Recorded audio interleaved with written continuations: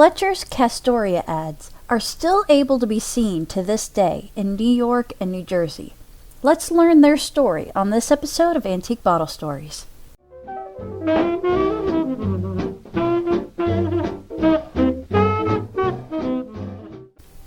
The story begins with a guy named Samuel Pitcher, who was born in 1824 in Massachusetts.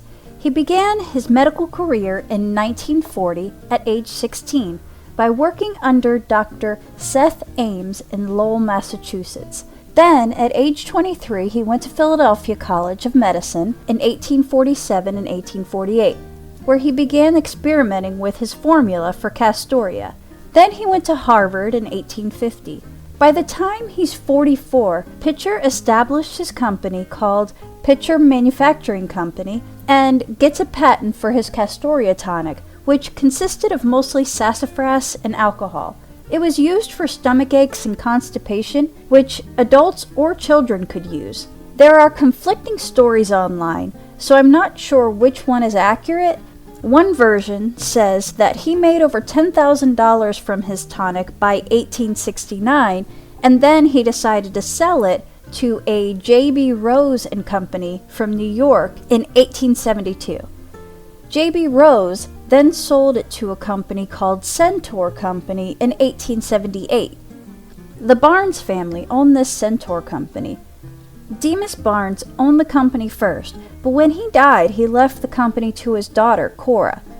When she fell from a 4-story building to her death, either accidental or suicide, Charles Fletcher then owned the company. But doing my own research, it looks like Fletcher was running the company far before she died in 1922. It looks like he was running the company by the 1870s, so some of the story doesn't add up. My guess is that she sold it to Fletcher well before she died.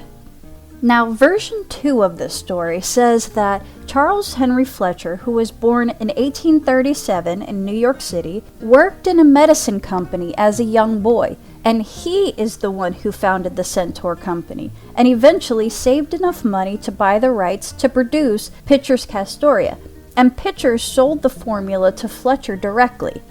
I lean more towards the first story because when I looked up the Barnes, they are mentioned as being part of the Centaur Company first. Either way, bottom line is Pitcher sold his formula at some point and Fletcher acquired it at some point. Dr. Pitcher continued working as a general family doctor until he retired in 1900 at age 75. He died in 1907 at age 82. There's a road named after his family called Pitcher's Way in Hyannis, Massachusetts. In 1888, Samuel Pitcher's original patent expired, so Fletcher renames the tonic to Fletcher's Castoria.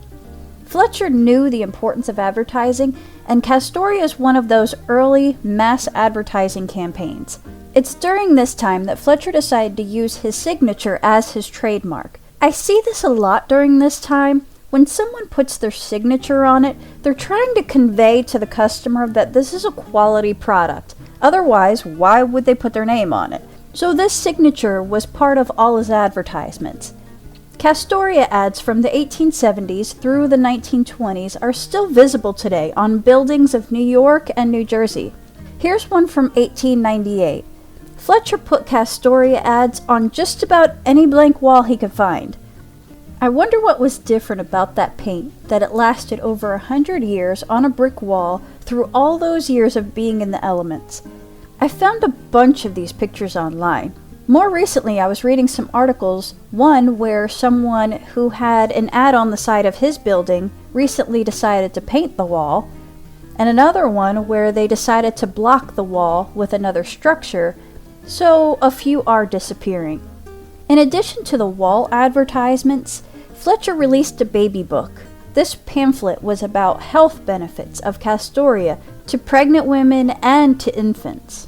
In the late 1890s into the early 1900s, a few imitator companies popped up along the way, trying to start up businesses riding on the coattails of Fletcher's and Pitcher's name and reputation. They copied the names Pitcher and Fletcher, and even copied the label almost identically. Fletcher took them to court through these years, and he won his lawsuits. Popular belief was that Castoria was a castor oil, but actually it was a prune-flavored laxative for children. The ingredients were cascara sagrada, fig syrup, and extract of prunes. Up until about 1910, Fletcher had used bottles with Pitcher's name still on them, and this would have been almost 40 years after Pitcher was involved with the product. Fletcher then started using his signature on the side of the bottle, which is what my bottle is. So this would have been produced probably between 1910 and 1920. It's machine made, and it's a cork top. Fun fact, there were two Fletcher's Castoria B-17 Flying Fortress bombers during World War II, both part of the 100th Bomber Group. The first one was lost, but the crew survived. The second survived the war.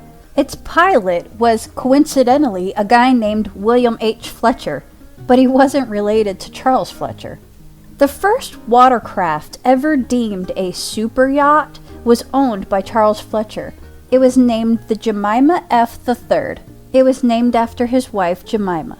It was 111 feet long, and it was the largest motor-powered yacht in the world in 1908.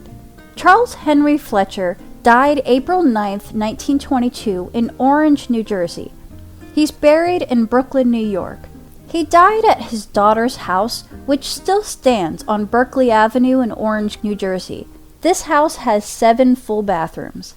The following year after Fletcher died, Sterling Drug Company bought a quarter of the business in 1923. They bought the rest of it in 1934. In 1984, Sterling Drugs sold Fletcher's Castoria to the Mentholatum Company. You can still buy Fletcher's Castoria today. It has been renamed to Fletcher's Laxative for Kids. And that's all I've got for today. I'm going to leave you with this Castoria commercial from the 1960s, and we'll see you next time. Thanks for watching. Hello, Mommy. Hi, honey. Well, how was the pajama party? Sandy was a fine guest. But with all the excitement, My Jill is, well, little Miss Irregular, uh-huh. I'll give her prunes. Prunes. Try something better. Fletcher's Castoria. A laxative? Not just a laxative, a natural vegetable laxative for children. Castoria is better than prunes, because with prunes you're guessing. 3 enough, 6 too many. That's true. With Castoria, you know. Just do what it says on the label, and you're giving the exact amount right for Jill. Hope it's gentle. Sure, it's gentle. Castoria is specially made for children. And Jill's just fine, thanks to Castoria. It really is better than prunes. Fletcher's Castoria, the natural vegetable laxative for children.